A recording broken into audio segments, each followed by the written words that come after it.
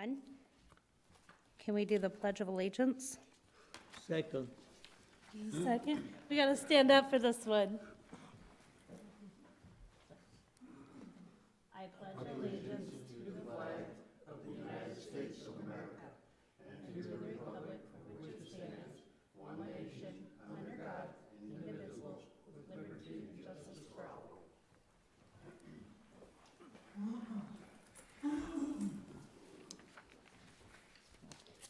Can we have a roll call? Board Member Moore. Here.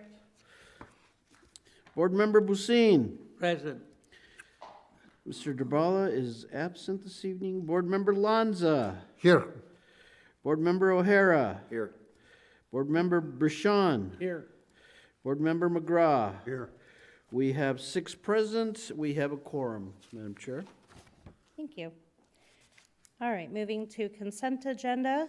We're considering the approval of the agenda for approval of the minutes of November 8th, 2021 regular meeting. Do we have a motion? I'll make a motion.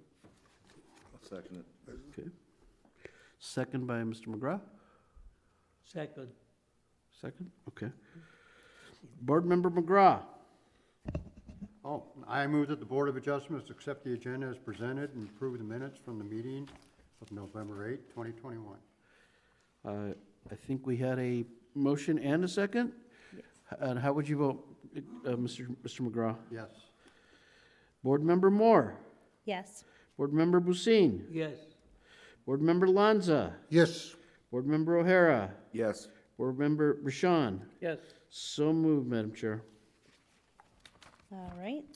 At this time, we have no public hearings, no old business, so we can move to new business, which is the election of the chair and vice chair.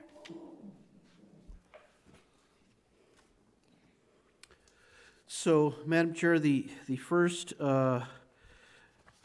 item would be to open the nominations for chair. Okay. Can I have a motion to open the nominations for the chairperson? Madam Chair,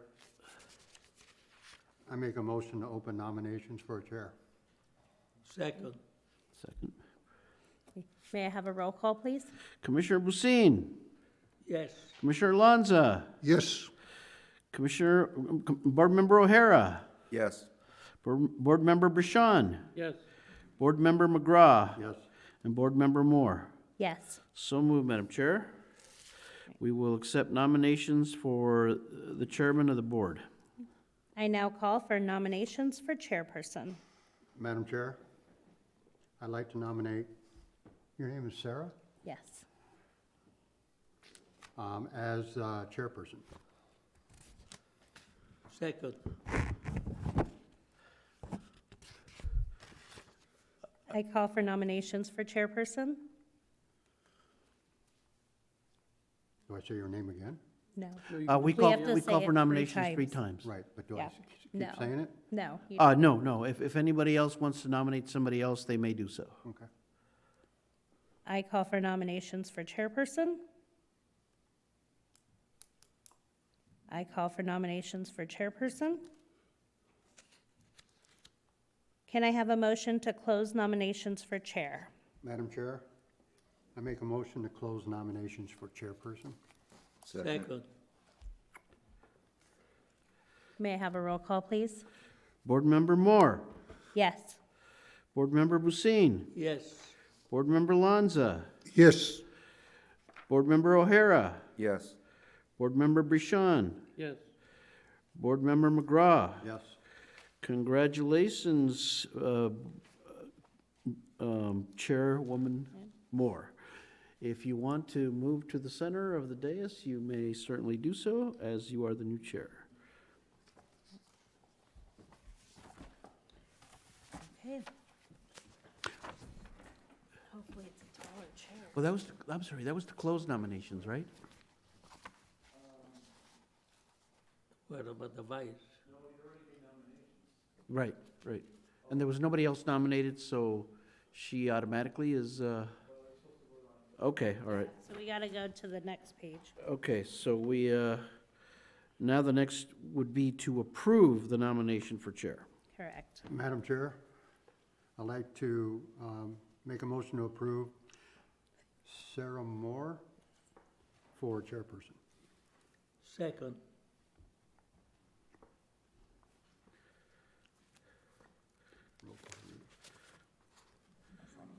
Would you like a Yes, vote? may I have a roll call? Okay. Board Member McGraw. Yes. Board Member Moore. Yes. Board Member Busine. Yes. Board Member Lanza. Yes. Board Member O'Hara. Yes. And Board Member Bashan. Yes. Okay, now we officially have a chair. Okay. All right, now we're opening for vice chair. Madam Chair, I'd like to make a nomination for vice chairperson. I'm sorry, first we we need to actually- open the nominations for vice chair. Okay. Okay, Second.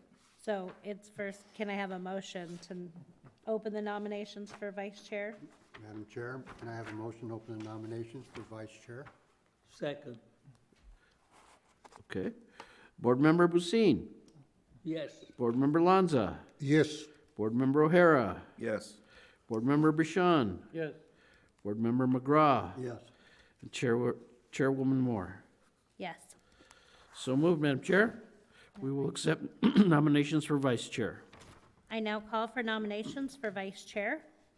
Madam Chair, I'd like to nominate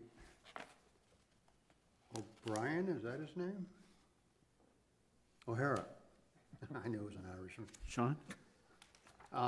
For vice chair. I call for nominations for vice chairperson.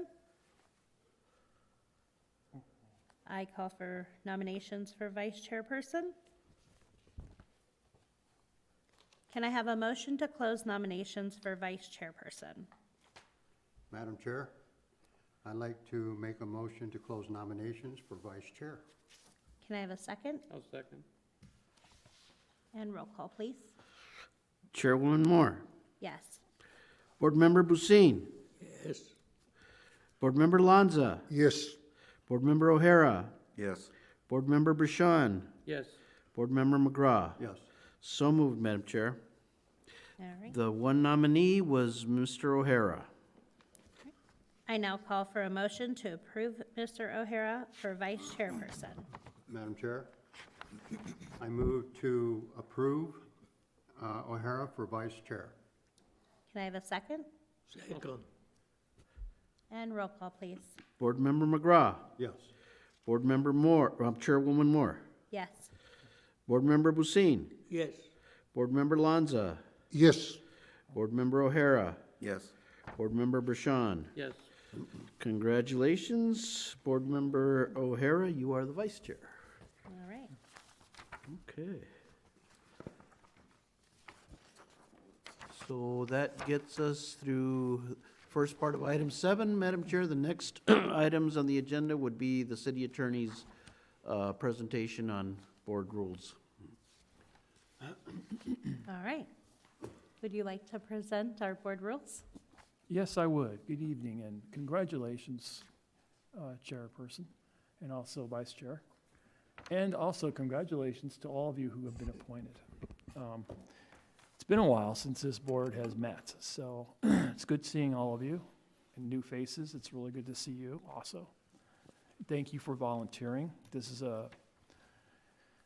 an important role you lead when they have cases, because you're basically taking cases that are appealed from the planning and zoning or from the zoning administrator's decisions. So that's a very key role. And so when we get those, they're very important. And they do have lasting effects. They absolutely do. Not only politically, but also legally. So I will start out. Please interrupt me anytime.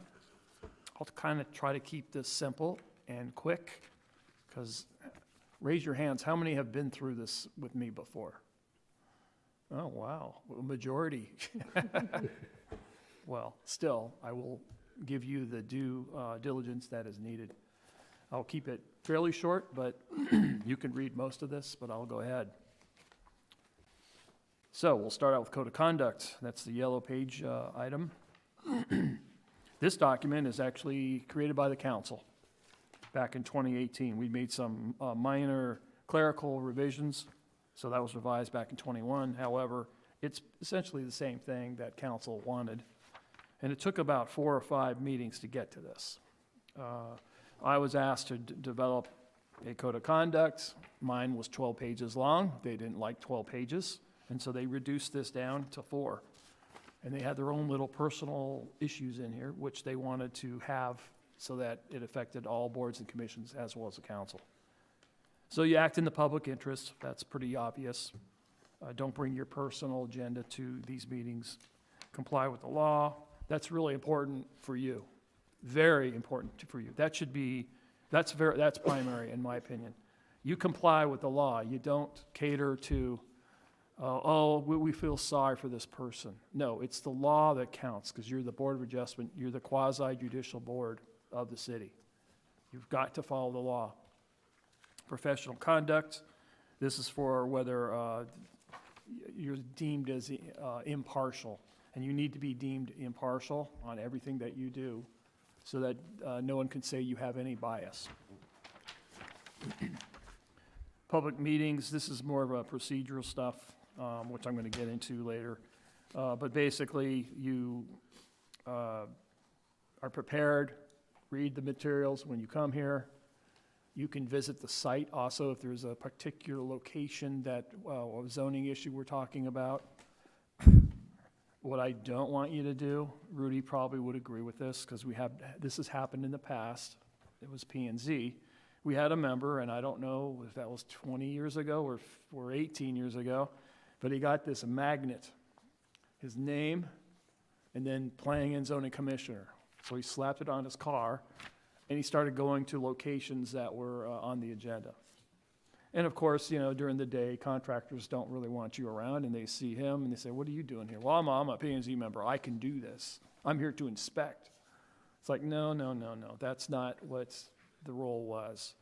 Maybe in a different state it was, but that's not the kind of power, or that's not the kind of power that should be wielded when you have this kind of role. Advocacy. You don't lose your First Amendment right by taking on this duty. You can talk about things that upset you. For example, say there's a political issue at the federal level and you're on Facebook and you want to comment on it. You certainly can do that. Nothing stops you from doing that. Just don't put at the end, I'm speaking on behalf of the Board of Adjustment of Apache Junction. Don't do that. That's advocacy. You're not supposed to do that. Especially if it's an item that's going to be on your agenda. Do not go and advocate either way. You shouldn't. And now that, I would say First Amendment, well, I wouldn't comment on that because you should not comment on that because it's something that's going to take place. It's supposed to be done in public. We'll get to the open meeting law. Don't use Facebook or other social media to basically get votes from others. Do not do that. Okay, let's see what really applies here. Influence elections, that's another thing that hasn't really come up too much, but as a member, you shouldn't be advocating for a particular council person or incumbent or someone who wants to run for office. Now, can you support someone? Yes, but don't put down, and I represent the Board of Adjustment. Don't do that. Just use your name. Criticizing staff, that's happened in the past. And sometimes members don't agree with staff or they think they didn't look at it correctly. Just don't get personal. That's all we'd ask because staff members have been doing this for a long time. They know what they're doing. They know that when they recommend something to you, that you may not necessarily agree with it, but they are telling you what the position of staff is and what the law is. attend a meeting, well, if you're not going to be here, contact Rudy or Julie, correct? Julie? Uh-huh. And let them know why you can't make it, or you won't be here tonight, and that counts. That's an excused absence. In the past, we have had members who don't call, and it takes 3, and they don't have to be consecutive, and then the council can basically take you off the board because they need to have that person filled, or that vacancy filled. Rules of decorum, this is pretty much, there have been some contested meetings we've had in the past 20, well, for Rudy, past 33 years. 33 years. Congratulations. Thank you. But there's been, before I've been here about 25, so Rudy's got me beat, but he had some pretty difficult cases in the 1990s. So be respectful to the public. If they get out of order, well, chairperson, you have a gavel, and yes, you take control of the meeting, absolutely. If it gets way out of control, you take a recess. That's the best way to handle it. Incompatibility of office, what that means is you're unique. You've got a quasi-judicial role. So can you also be on the Planning and Zoning Commission? The answer is no, because you can't be the appellate board of something that you voted for council to recommend. Or if you passed a CUP and someone wants to appeal here, you can't now be both. That doesn't work. It's not good, and it's legal. It's not legal. However, there may be some other board and commissions that you can actually do.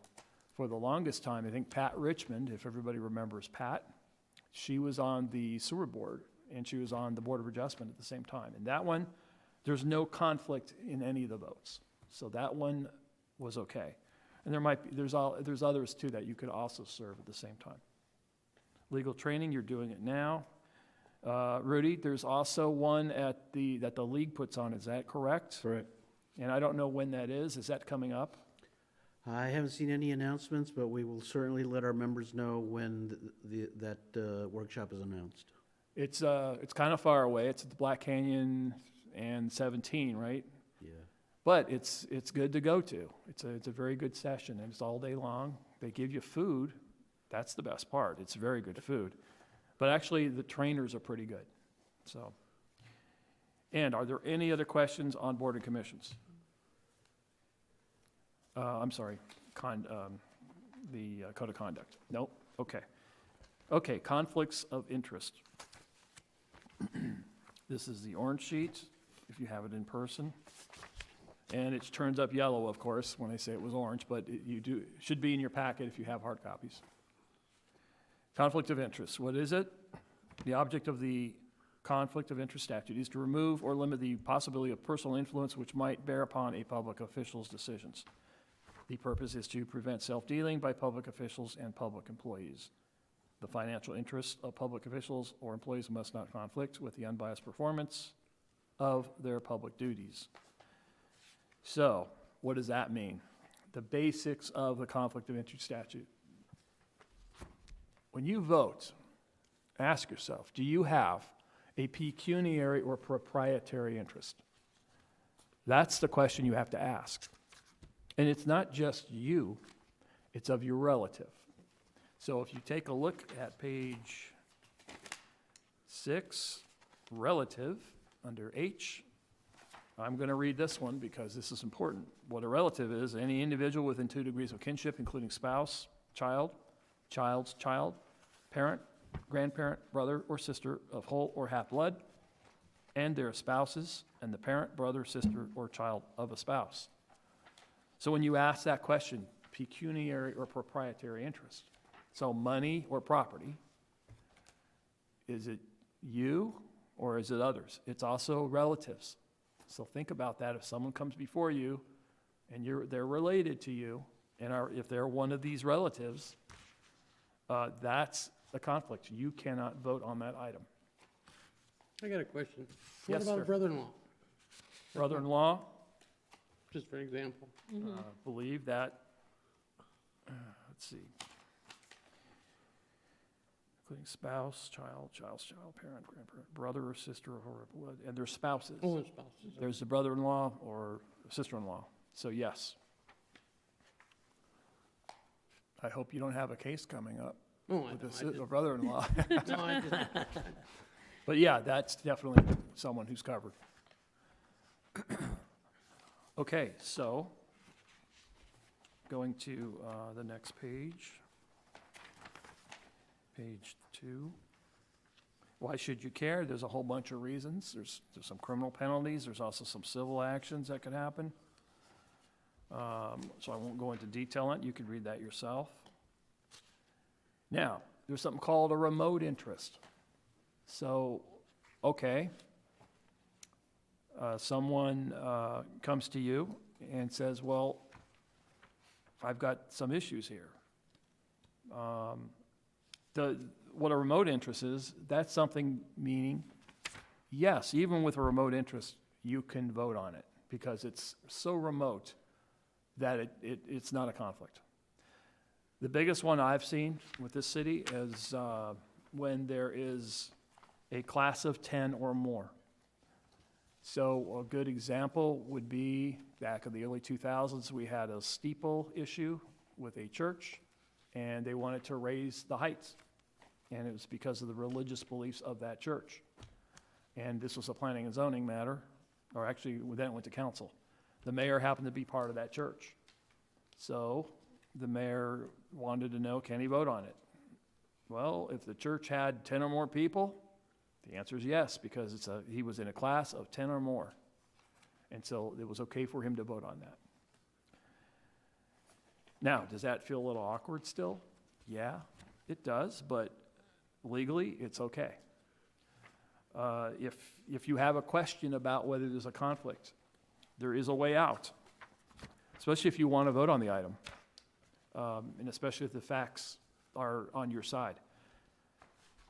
The statute allows you to go to the city attorney, that's me, and you tell me what all the issues are, what are the facts, then I will come up with an opinion pursuant to the law, whichever way it goes. I'll call you first and say, here's how I rendered the decision, and here's how it's going to be. And I'm going to write up the opinion, especially if you still want to vote on it, and I'm saying that it's legal. It might be contentious, but it still might be legal. Then, if you vote and say I'm wrong, well, you're good, because you relied on the opinion of the city attorney. So, now if you have a conflict, you ask the chair right after the item is read, before it starts, but right after the title's read. Madam Chair, I have a conflict, and I'm going to conflict off. So get up and leave. That's what I suggest you do. And you can go and watch, you want, in the back with Matt if you want, because Matt's watching us right now. You can't stay, well, you can stay in your seat, but I wouldn't recommend it, because it might go on for hours. Who knows if it's a contentious item. Don't go and sit in the audience, because if you start giving eye signals, someone might see that. Not that you're going to do that, but someone might accuse you of that. Same with going out into the lobby. If the matter gets continued, and so now there's going to be a month-long continuance, and you've declared a conflict, do not talk to the other members. Do not go on social media and say, you know, I'm not voting on this, but, you know, this is a stupid idea. Don't do that, because once you declare a conflict, you stay out of it completely, and you wait till it's over. When the items, if it was in the evening and it didn't get continued and it's over, then you come back in for if there's any other items, especially if you're watching it. If it's only a one item, I guess you could go home. So that's how you take care of that. And I think that's it for conflicts, unless you have any questions. Okay, open meeting law. Well, the ones in real life are purple. Well, they show up blue or whatever color that is. Okay, open meeting law, what is it? It's the policy that meetings of public bodies be conducted openly and that notices and agendas be provided for such meetings which contain such information as is reasonable and necessary to inform the public of the matters to be discussed or decided. So, this is a meeting. It's been noticed. There's a notice that goes out, and it says when the meeting will be, where it will be, and there's supposed to be an agenda that goes with it. The agenda is supposed to state to the public, so the public is not in the dark about what is going to be discussed. It's got to be specific enough to do that. So, tonight we have presentation, discussion on conflicts of interest, open meeting law, public record law, parliamentary procedures, and code of conduct by the city attorney. If it just said city attorney presentation, that's not enough. That's why we listed everything. And same with items. The items have to be specific. If it's an appeal of the zoning administrator's decision, it needs to say the date. If it was a case from planning and zoning, it needs to say what the title was, the description, and that's what the public is, they have earned the right to know what is going on. And that's how we do agendas. Why should you care? Once again, there's fines, there's some civil things that could happen to you. When does it apply? It applies when there's a quorum. So what's a quorum? Well, quorum is more than half. So half of you would be 3, so you add 1, that's 4. Even though Mr. Drabalo's not here tonight, the quorum still would be 4. Now, if someone declared a conflict of interest, then you base that number off the minus the conflict. That's how you do it. So say there was a conflict tonight on one item, and one of you decided, I can't do it, I got a conflict. So now you have 6 members. You still would need 4 because you need a majority. That's how it is done. Now, how do you apply to this? You're a public body on page 2.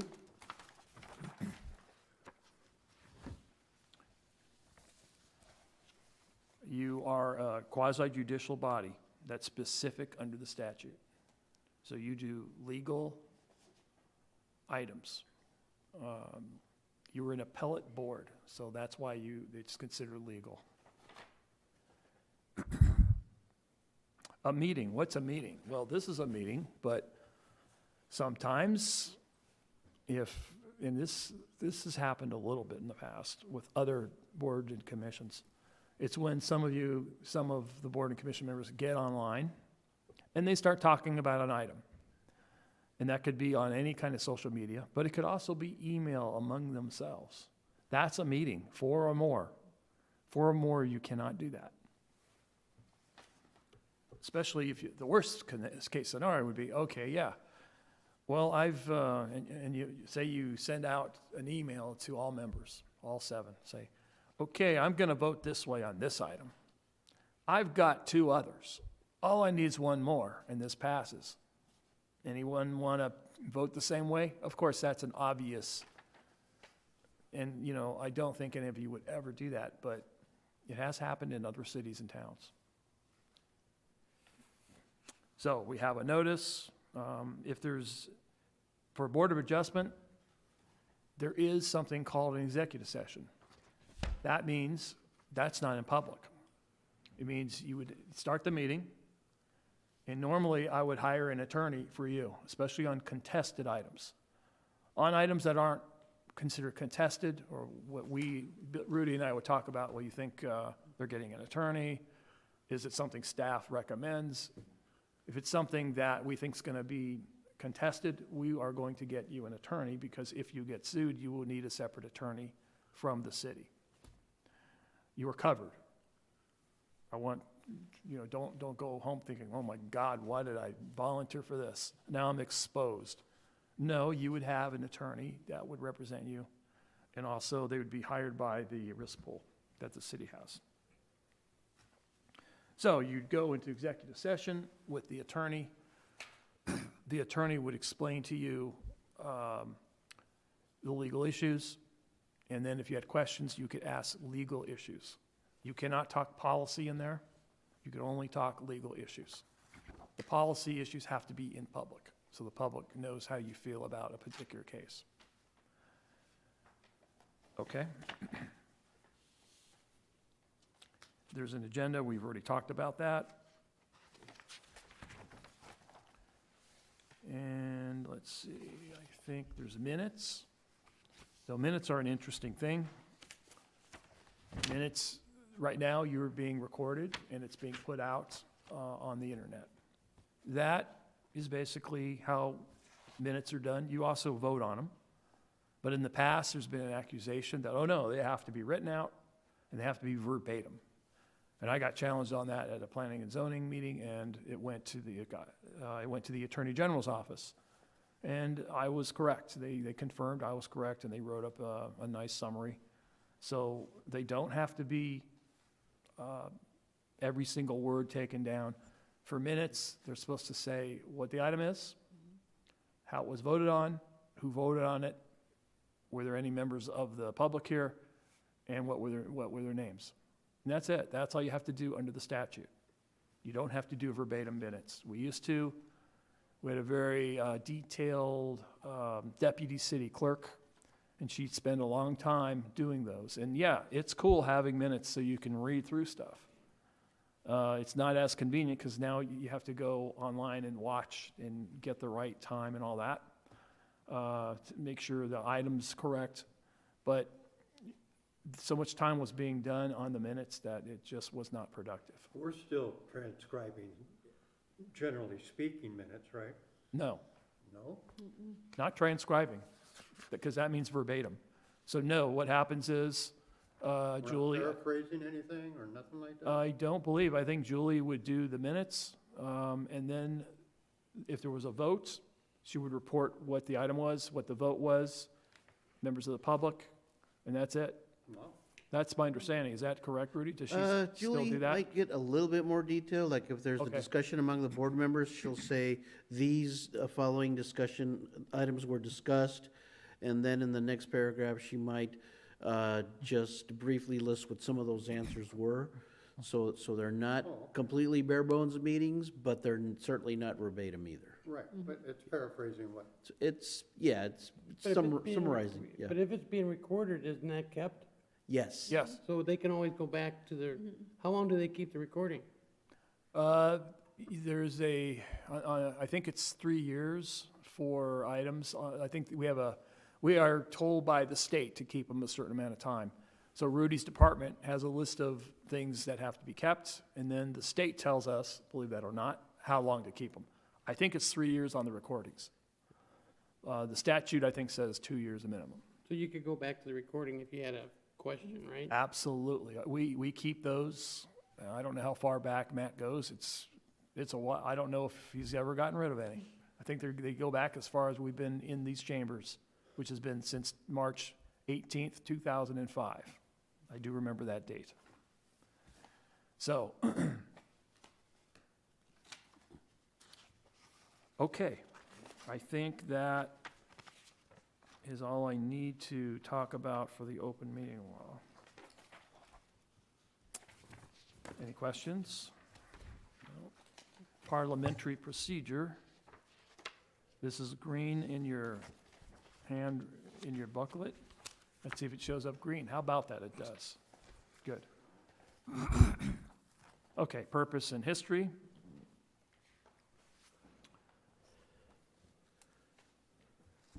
The purpose of parliamentary procedure is to expedite city business in an orderly fashion.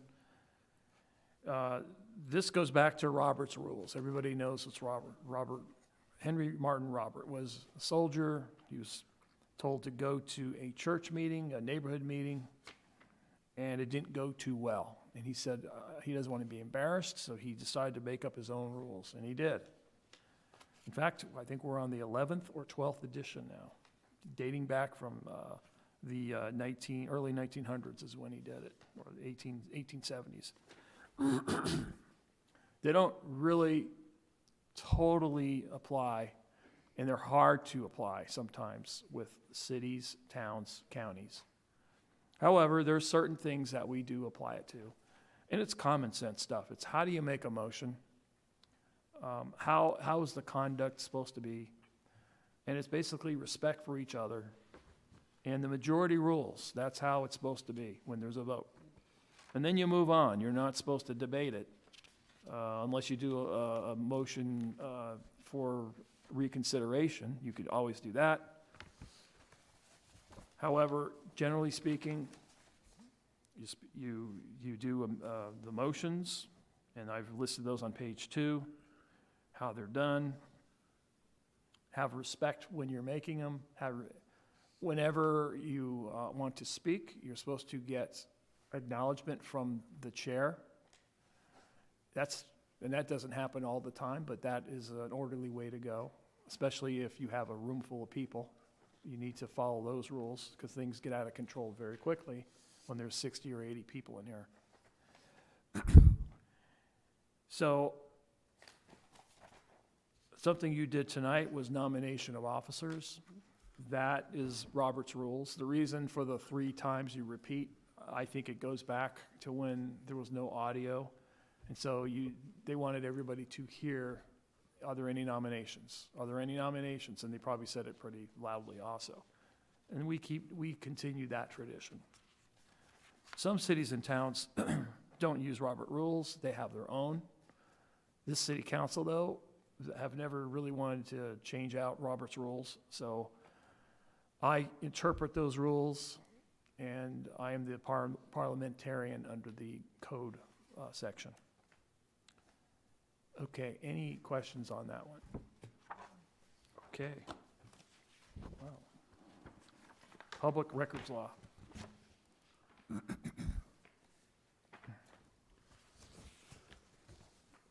Public records and other matters in the custody of any public officer shall be open to the inspection for any person at all times during business hours. Law serves open government activity to public scrutiny. So what does this mean? Well, let me give you an example. Say you've got an item, and it's a contested one, and say it takes hours. And so you're writing down notes because you're listening to staff side or an attorney from the other side. And you took notes while you were in e-session with your attorney. Well, what's public record out of that? Not the executive session notes. Those are not. But everything else is. And what you're supposed to do after the meeting, after your vote, is turn everything into Rudy. That's what you're supposed to do. He's then supposed to keep the record.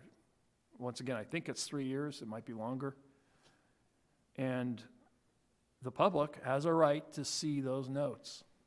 They have a right to see everything. They have a right to get copies of them. Same with anything that's up on the screen. They could have a copy. I mean, they could go home and print them off also, but if they want to get a copy from the city, they can, and they have to pay for it. But it's so that everything is out in the open, except for, there's some exceptions, but generally speaking, they want to know, well, why did you deliberate the way you did? And all the deliberations are supposed to be in public. So the notes are too, because they want to see what your thought process was. So when you are taking notes, just be careful what you write down. Don't do caricatures of, the applicant. Don't do that, because someone might see those, and they won't appreciate that. So why should you care? Well, what would happen is we would get a public record request. Usually it's filed with the city clerk's office. If there are police records, they go to the police department. And then at one point, they would come to me to see if it's just a request, a research request.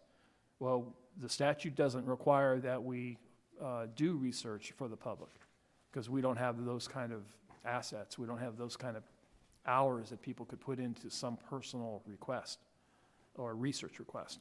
But if it's a document they want, and there's a bunch of documents, absolutely, we have to give those over.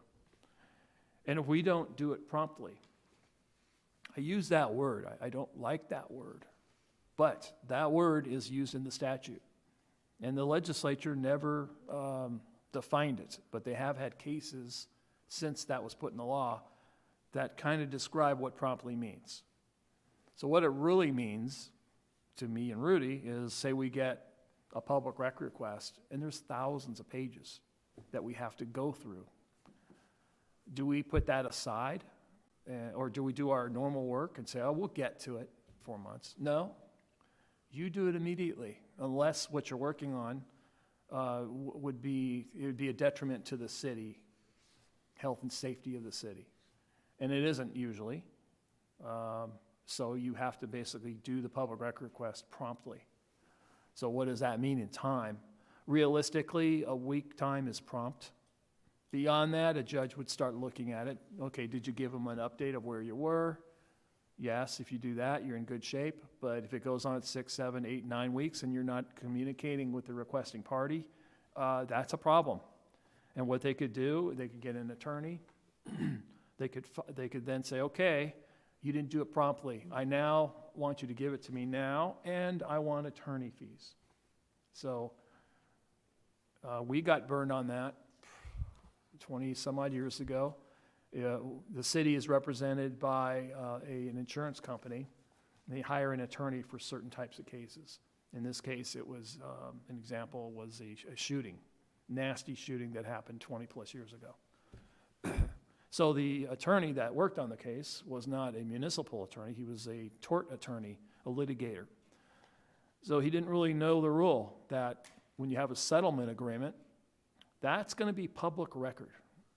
So what happened was the press wanted to see how much money the other side got for the shooting of his kid. And the attorney said, no, you're not getting that. No, that's confidential. In the private sector, yes, that's a confidential item.